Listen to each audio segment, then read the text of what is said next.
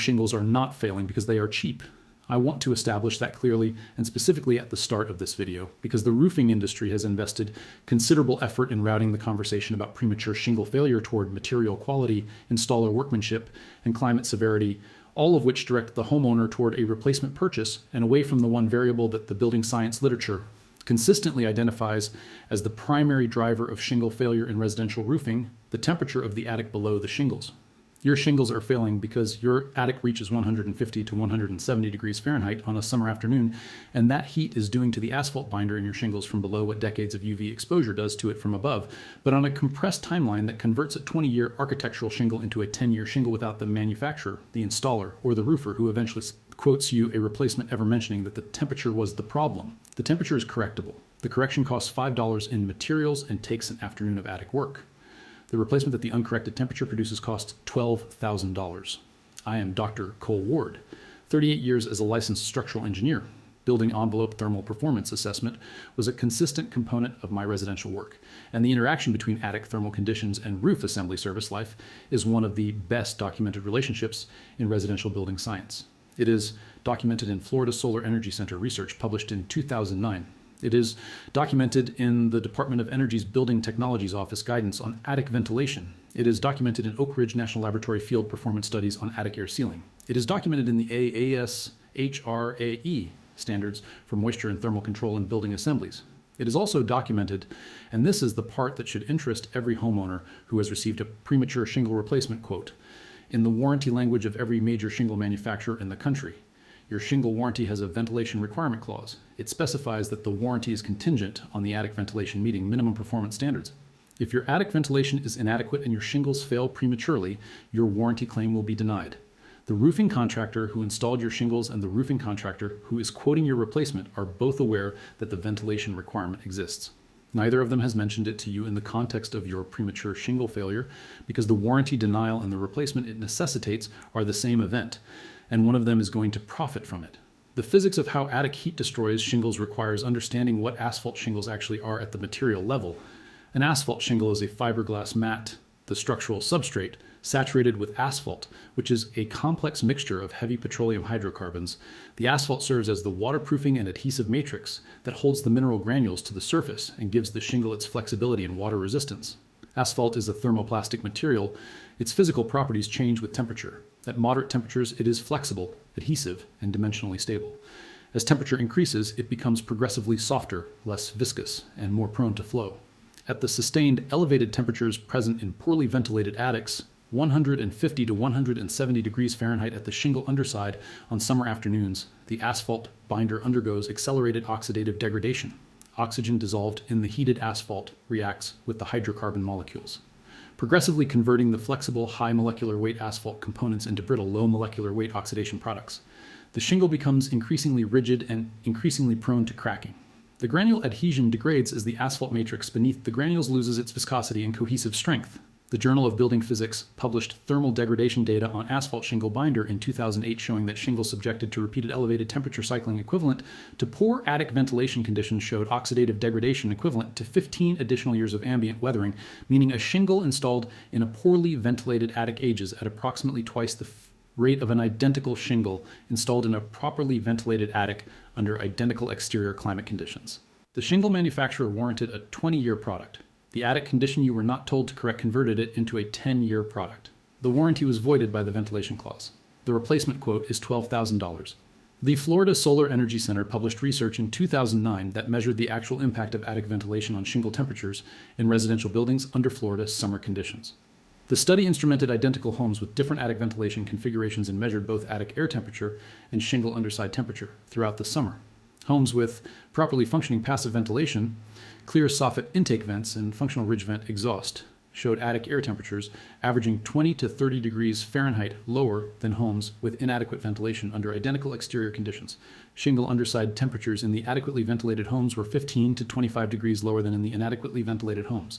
The FSFC researchers correlated those temperature differences with accelerated shingle aging rates and found that the temperature reduction achievable through proper passive ventilation extended projected shingle service life by 25 to 40%. On a 20-year shingle, that is 5 to 8 additional years of service life from a ventilation correction that costs $5 The roofing contractor who inspected your attic and proposed a $12,000 replacement did not cite the FSEC research. He cited the appearance of the shingles. The appearance of the shingles is accurate. The cause of their appearance is the attic temperature. The attic temperature is the thing he did not mention. Passive attic ventilation works through a principle called the stack effect. Hot air is less dense than cool air. Hot air in a sealed or restricted space rises. If there is a pathway for cool air to enter at the low point of the attic, the soffit at the eave, and a pathway for hot air to exit at the high point, the ridge at the peak, a continuous airflow is established that carries heat out of the attic without any mechanical assistance. The soffit to ridge temperature differential and the attic volume determine the volume of air exchange per unit time, and building codes specify minimum ventilation ratios, typically 1 square foot of net free ventilation area per 150 square feet of attic floor area, that produce adequate thermal performance under design conditions. This system is elegant, free to operate, mechanically simple, and entirely dependent on both the intake and the exhaust pathways being unobstructed. In the majority of residential attics I have assessed, one or both of those pathways is obstructed, and the obstruction was present from the day of construction or installation. The soffit intake obstruction is the more common failure mode and the easier one to correct. When attic insulation is installed, blown cellulose, blown fiberglass, or bats placed between rafters, it must be kept clear of the soffit vent opening to allow air to enter from the eave. The mechanism that ensures this clearance is a rafter baffle, a rigid channel typically made from cardboard foam board or formed plastic, installed between each pair of rafters at the eave running from the soffit vent to a point above the insulation depth. The baffle creates a dedicated air channel that insulation cannot collapse into. In homes where baffles were not installed during original insulation, or where insulation was added at a later date without baffle installation, the insulation settles and migrates toward the eave over time, eventually blocking the soffit vent opening partially or completely. Oak Ridge National Laboratory field measurements documented that more than 60% of residential attics in their study sample showed some degree of soffit vent blockage from insulation encroachment, and approximately 30% showed blockage severe enough to substantially reduce passive ventilation function. You can verify this in your own attic in 10 minutes. Enter the attic during daylight hours and look toward the eaves. If the passive ventilation system is functional, you will see light, daylight, coming through the soffit vent openings at each rafter bay. If you see insulation against the eave with no visible daylight, the soffit vent is blocked. The baffle that restores it is available at every hardware store for 50 cents to $1 per piece. A standard residential attic requires 40 to 60 baffles.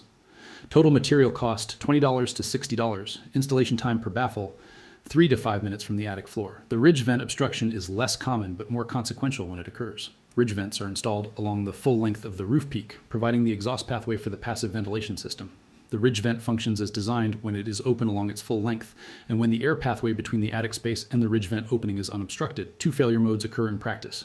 The first is a ridge vent that was installed as a decorative cap rather than as a functional ventilation component, a shingle over ridge vent that was nailed down without the required slot being cut in the roof sheathing beneath it. I have inspected ridge vents of this type that provided zero ventilation because the slot was never cut. From the exterior, the ridge vent is indistinguishable from a functional installation. From the attic, you will see uninterrupted sheathing at the ridge. No slot, no light. The correction requires cutting the required slot from inside the attic using a reciprocating saw, which is a 1-hour job. The second failure mode is a ridge vent that was functional at installation but has been partially blocked by debris, insulation displacement, or pest nesting material. This is visible from inside the attic as partial obstruction of the ridge slot. Clearing the obstruction restores function. The combination of baffle installation to clear soffit vents and ridge vent verification and clearing represents the complete passive ventilation restoration that the building science literature documents as producing the 20 to 30 degree attic temperature reduction. The material cost for the baffles is $20 to $60. The ridge vent inspection and clearing requires no materials. The powered attic fan, the $400 mechanical ventilation product that the attic ventilation industry promotes as the solution to high attic temperatures, is not only unnecessary when passive ventilation is correctly configured, it is counterproductive. Building Science Corporation's technical report on attic ventilation published in 2009 documented that powered attic fans, when operated in homes with inadequate attic air sealing between the conditioned living space and the attic, depressurize the attic space and draw conditioned air from the living space into the attic through ceiling penetrations.